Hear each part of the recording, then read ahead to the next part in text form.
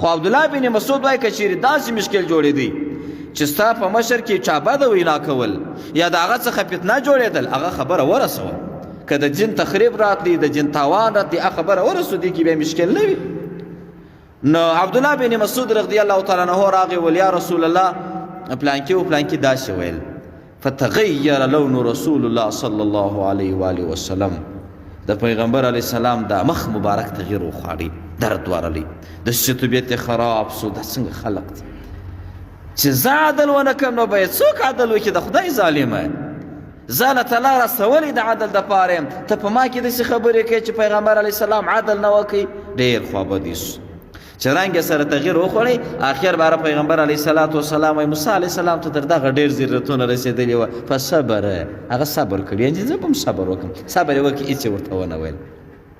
نو موسی علیه السلام تکلیفونه په دغه آیات کې چې الله تعالی وویل چې ولا تکونو کالذین آذوا موسی فبرأه الله